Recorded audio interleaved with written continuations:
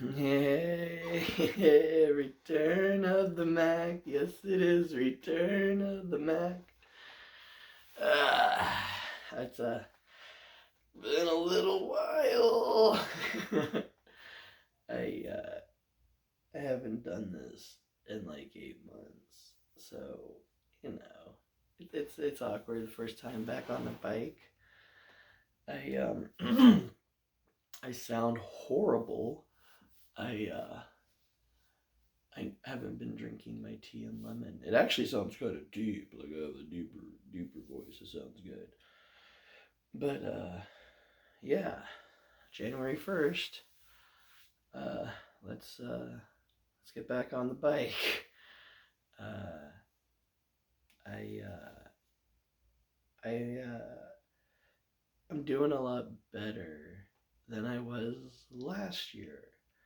Last year, yeah, last year at this time, I had drive and purpose, but I had no, I had no way to. The thing I want, I know I'll do it. I just don't know how or when. I have ideas, but there's no certainties. But I want to go back to a schedule. I want to do this more, but I want to do it. Um, I want to do it smarter, not harder, smarter. So I'm going to make videos now. Do not date them, and then post them later. It'll be easier that way instead of trying to, you know,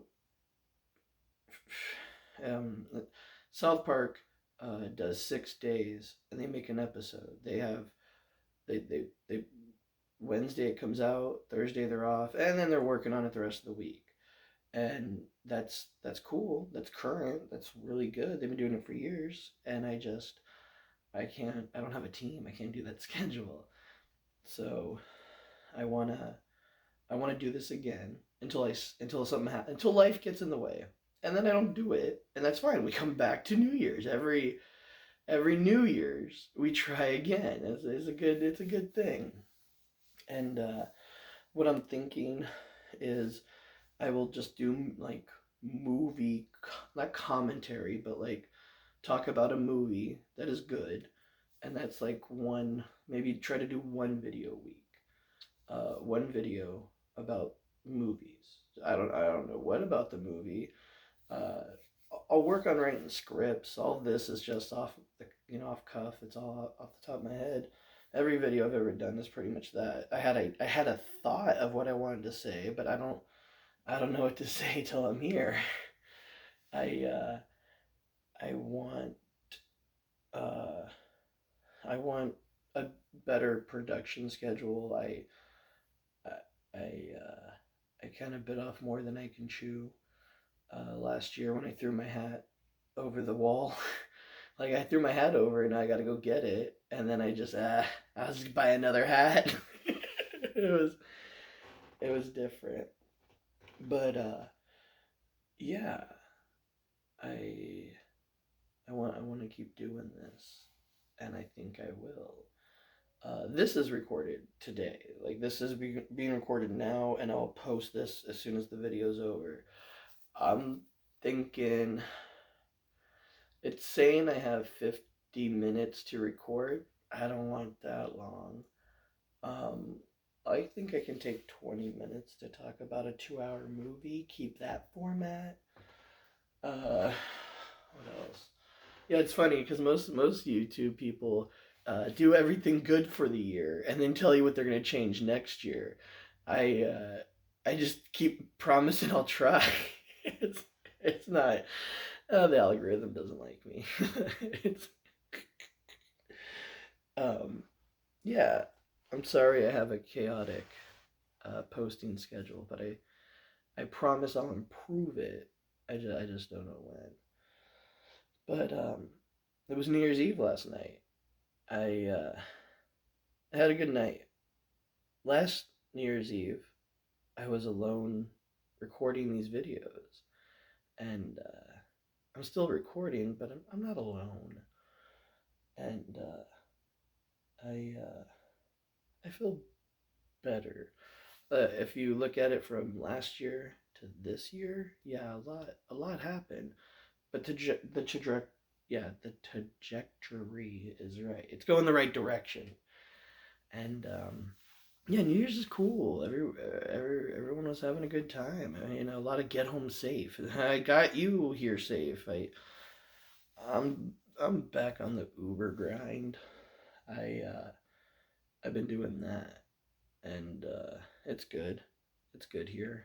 It's not the same as LA, but it was pretty good. Pretty good, a little bit. And I was thinking about my favorite New Year's Eve movie. Like, there's a movie New Year's Eve, right? It's like people saw it. What else is a good New Year's Eve movie? Movies that take place on New Year's Eve. Uh, I think I think that's kind of like usually like a movie's like it starts with New Year's Eve. I think that's what New Year's Eve is. It starts with New Year's Eve, follows the thing. I never saw it. I just knew it's a movie. But I'm trying to think of more. If there's more that I'm not thinking of, like I'm trying to. Again, the main focus is New Year's Eve, not just. It has a scene where there's New Year's Eve, or they no, like the whole movie is just on New Year's Eve. That's it. One night, New Year's Eve. The only one I think of is Four Rooms. Four Rooms. If you haven't watched it, pause now. Go watch the trailer on YouTube. Spend $3.99. Watch. It's the best $3.99 you're gonna spend. You get. So here's how it works. It is a anthology. So what it is in '95, Miramax. I know, Miramax. They got a bunch of directors together, and okay, more Quentin Tarantino did this. He produced, he directed one of the anthologies. So it's a bellhop and a Hollywood hotel, and it's a crummy one. Like it's the one, the one they warn you about. Like, oh, you're going to LA? Don't stay at the Monsieur. Like it's that hotel. Yeah, and the 40s, 50, 40s, 50s kind of had a rough patch in the 60s, and then in the 80s it was just bad. And now it's 95. They're making a comeback. They're trying to, bring people in. And so you're following Ted the bellhop, and he is like he. It opens with him getting like the rite of passage from the previous bellhop, and he gives him advice, and he kind of like, hey man, it's all you, and he gives him the keys and he leaves, and then they set up a. No, I'm cheating on this one. I already thought about talking about this movie, but then my girlfriend was like, "Oh, that sounds good." And I'm like, "Hey, let's watch it because it's that good." Like I don't want to tell you, watch this movie. Yeah, it's a little dated, I guess. Like it's set in '95, so like they're playing like Sega, like they're playing a Genesis in it. Like it flows great. So the breakdown is four. He's a bellhop. He goes to four different rooms on New Year's Eve. He's all alone. He's the only guy in this hotel on New Year's Eve. And so there's all these different rooms, but he only goes to four of them. Like I think the hotel has like 400 rooms. Like one of the rooms is 409, and that's not including the penthouse. So, uh, penthouse. Yeah, there we go. Okay, a little better, a little better. So he he he goes, and the advice he's given is stay out of arguments with married couples. Like avoid, domestic disputes. Don't do anything. Don't like how do you say it? Like he says like stay out of arguments. Don't watch kids, and keep it in your pants. And he like leaves. That's what the old man says to him, and then he goes, and the first room is the honeymoon suite. No, yeah, the honeymoon suite, and it's called The Missing Ingredient, and it's directed. Uh, I don't know her name. Like because okay, so the first room is directed by I think her name is like Alexandra, and then the other room it's another female director, and then the fourth room is Robert Rodriguez's room. He directed that, and then the fourth room, the last room, four rooms, last room is Quentin Tarantino's room. It's his direct. He directed it, so it's cool. It gave It's kind of like how Wednesday right now is doing it with or Netflix. They do the same thing. Like, oh yeah, it is Tim Burton's Wednesday or Tim Burton Presents Wednesday, but the middle episodes aren't directed by Tim Burton. The first block is like the first maybe like 2 episodes, 3 episodes of Wednesday are directed by Tim Burton, and then the rest are just kind of filler. But that's fine. I like Tim Burton doing that. Tim Burton didn't direct Nightmare Before Christmas. He just thought of everything. So what happens is the first room he goes, and all these women are coming into the honeymoon suite. And it's funny, Madonna's one of them. Like, again, it's not dated, but it's 95. I mean, it's not too bad. And yeah, they go, and the witches are like a covenant of witches, and they're trying to resurrect their like high priestess who died a long time ago in that hotel, and she was cursed to be in a stone, and they need Ted to kind of like help give them the missing ingredient, and and so he's like, no.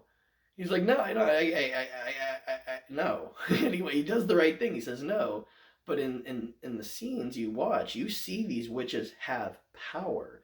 They're not like, they're real witches. Like they have like, they get mad and they shoot fire out of their mouth.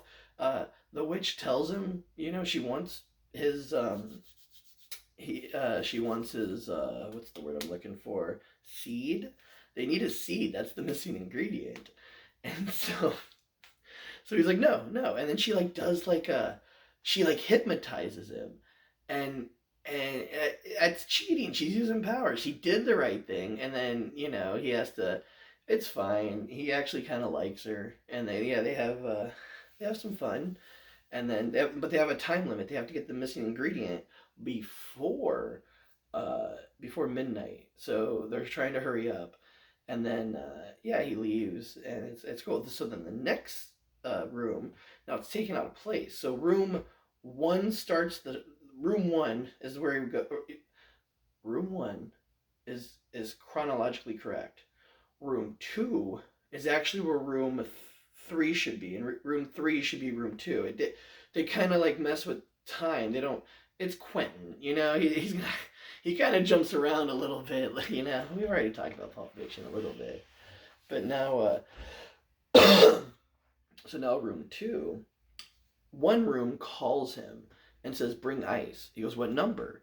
Which kind of made sense. It makes sense. Like, what room is it? But he plugs it in. It's an old like switch plug. You should see what room it is. So watching that again with adult eyes, I was like, "Hey, how do you not know that?" But it's fine.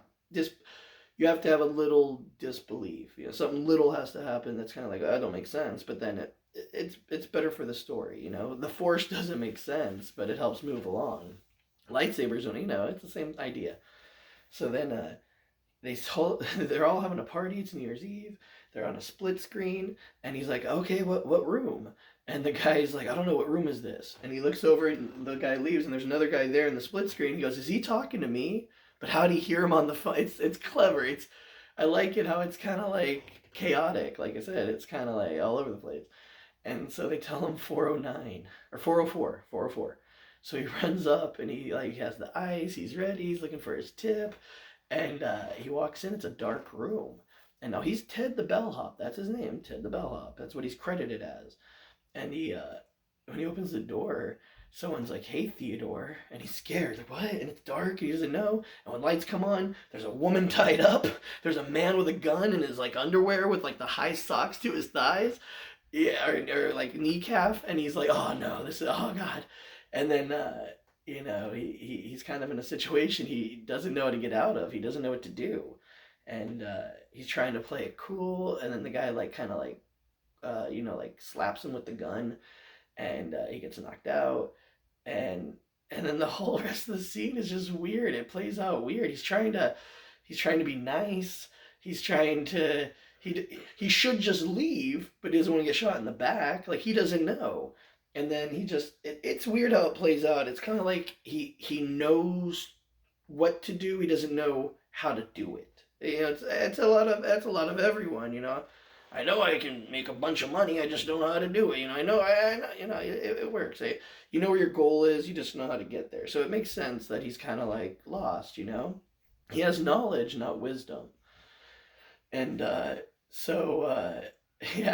it's good. It's weird, but it's enjoyable. Okay, and then that gets wrapped up, right? But in the middle, well, the guy has the gun, and everyone's all. It's like a hostage situation. It's the guy's wife. It's what the guy warned him about.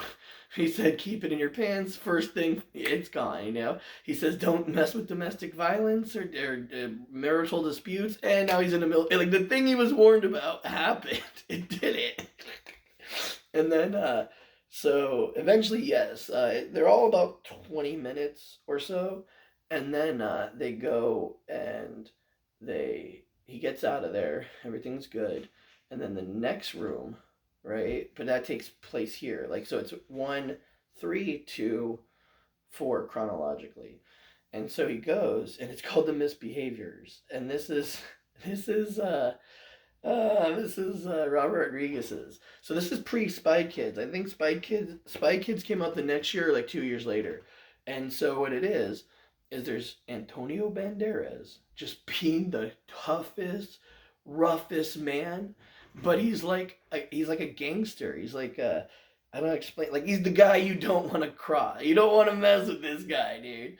And it's him and his beautiful wife and their 2 kids, and they're in this hotel room, and they're gonna go out, but they don't want to take the kids. So they say, he tells the wife, "Hey, let's leave the kids here," and she's like, "Alone?" He goes, "No, with the television."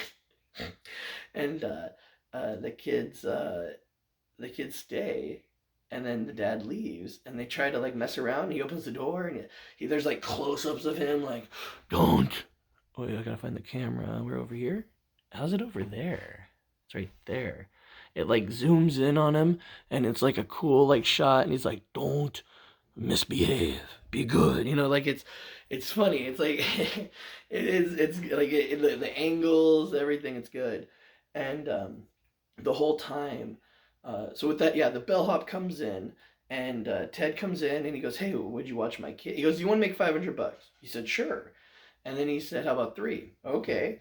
"Will you watch my kids for me? Like, don't stay here, but if they need anything, like, if you check on them." And he goes, "I wish I could. I'm here alone." And he's like, "Yeah, but it's 300. Well, you said 500 first." He goes, "It's what I say last that counts." And Ted goes, "Yes, but if you say 500 one more time, I'll do it." And he says, "Are you messing with me?" And he's like, "No, I'm alone, and watching the kids would be a pain in my ass." And he says, "Are you saying my kids are a pain in my ass?" And he goes, "No, the situation is." It's so good. I don't know how to explain this dialogue. Like, there's a lot of monologuing in this movie. It's a lot of people just, because Ted doesn't really talk. And it's just a lot of people, like, delivering monologues. It's cool. I like it a lot. And then they go, and the kids they're the misbehaviors. They're not bad kids. They're just left alone. And so the son's smoking cigarettes, and he's like maybe like 6, and the daughter's like maybe like 9, and they just they draw with the mom's makeup, lipstick, a dartboard, because in the room there were needles. Like, this is the kind of place they're staying in, and the whole time they're smelling. There's a smell in the room. They don't know what it is. The sister thinks it's the brother's feet. The brother says it's the sister's feet. When Ted comes in to put him to bed, finally, he tells him, "Be good, and I'll give you cookies and milk," right? And when he shows up with his milk and saltines, it's so good. Just little things, little things. And so they go, and it's good. It's a good. I like that one a lot. Like, Robert Rodriguez is a very good director, and I'm glad he found his niche, kind of, with like you can, like, again, Antonio Banderas and kids, like, that's Spy Kids. He just kind of twisted it a little bit, and yeah, it's funny. Like, the sister, the brother goes, "You have stinky feet," and the sister's like, "No, I don't smell them." And he's like, and she's like, "No, come on, smell my feet." And he gets like real close to her foot to smell it. Bam! Like, he knew it was gonna happen. It's so good. It's so good. And then so uh, so then what Ted does, he puts them to bed and he puts vapor rub over their eyes. And he tells them if they open it, it's going to burn, burn, burn. And they're like, "Did you ever open your eyes?" He goes, "Yes, I did. And I regret it. Like, I shouldn't have, you know." They go, "Did you ever open your eyes?" And he goes, "Yeah, I did. And look at me now." And they go, "We can't," because their eyes are closed, the vapor rub. And he puts them to bed, and then they wake up to fireworks. And the little girl just washes it off. And then her and the brother are doing bad stuff, but they keep smelling the smell. They slide the bed over. There's a dead girl in their mattress. It's really bad. And so the little girl freaks out and she calls Ted and she's like, "Hey, there's a dead body in my bed." And he goes, "No, that's your brother asleep next to you." And then she's like, "No, there's a dead girl in my bed." And he goes, "Did you see her?" And she goes, "Yes." He goes, "Impossible, you got the ointment." And then she goes, "No, I washed it off." And he's like, "Oh." And she goes, "You never thought of that?" And he's like, "No." And then she delivers this monologue, and it's bad words, but to paraphrase, uh, there's a dead body. You need to fix it, and uh, she looks like crap, smells even worse, and if you don't take care of this, my dad will put you next to her. I swear to effing God. It's so good. It's so good. Like, it's just like, and then they hang. It's good. And then he goes up there to check on the kids, and Antonio Banderas is coming back at the same time, and so now he's like running, he's sweating, he gets in the elevator, and he has the key. The angle's cool. It's like from the key's point of view, going in the lock, turning. It's a cool shot. You know, Robert's good. And then he opens the door, and the boy's smoking, the little girl's drinking the champagne that was for the parents. Now he's mad, "You're being bad." And the girl goes, "No, no, the mattress." She goes, "Can't you smell the dead body?" He goes, "That's your feet." And when she slides it over, he just starts puking. And he's like, "Oh, God." And then so he calls the cops immediately. Again, he knows what to do. He calls the cops immediately and says there's a dead girl. But he uses a different word, and the little girl gets offended. She's like, "Don't call her that! Don't call her that!" So now that needle she found, she stabs him in the leg. The champagne spills. The little boy threw the cigarette and the champagne. They both threw the cigarette and the champagne away. So now, the again disbelief. I don't think you throw a cigarette in champagne, it's gonna the whole. It's funny. So the the the the remote gets stepped on, and now there's like nudie channel on the TV. So when Antonio Banderas opens the door, there's nudie channel on. There's the bellhop holding the leg, like, because he's got to show the angle. He's got the needle in his leg. He's holding the leg of the girl in the bed. He's trying to prop himself. The little girl's gonna hit him with the champagne bottle. The little boy's smoking a cigarette. Like, it's all bad, and it ends with him asking, "Did they misbehave?" Like, what did you think happened? So now there's a pause. I'll find out this bit. Like, I want to know more about it, because now we have each room. But after room 3, Ted goes downstairs and he calls his boss, and he's like, it's bad. And he gets a girl, Margaret, and it's Marissa Tomei.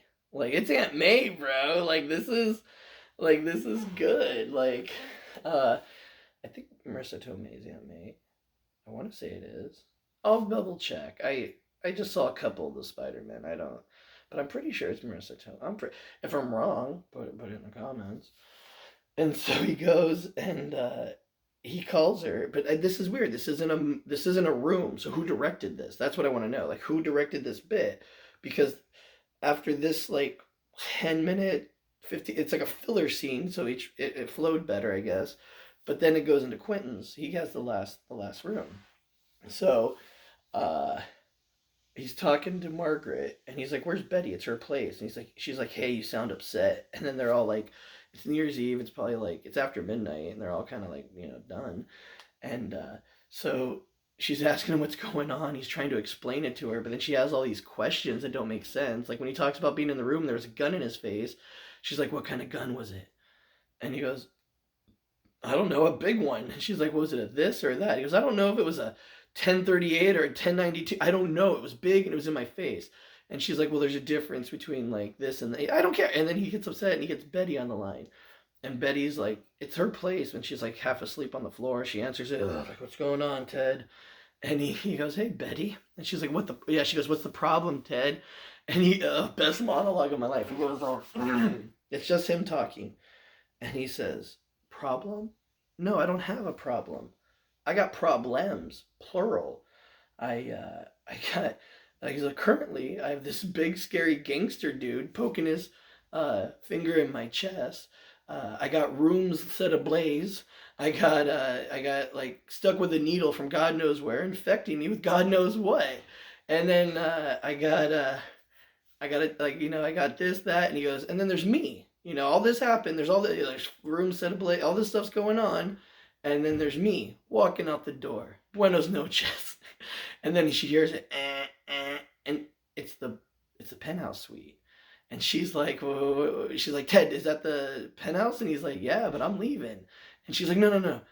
Take care of this. We need the clientele. It's Chester Rush. We need Chester Rush. He's the biggest Hollywood star right now. He's at our hotel. We need him. So she talks him into doing this one last room. And then she'll be there and he can leave. And he said, you better. And he goes. He does. He's a good guy. It's just a crummy situation. And how can you make good choices with bad options? I guess, yeah, you make better choices in your past to have better options later, but no one sees that. I mean, yeah, it makes sense on paper, but practice, good luck. And so he answers the phone, and then he goes from like, I hate everyone, I'm upset, to like, oh hey, Mr. Rush, how can I help you? It's real funny. It's good movie. So then he goes and he gets up there. And it's the penthouse suite, and it's the man from Hollywood, right?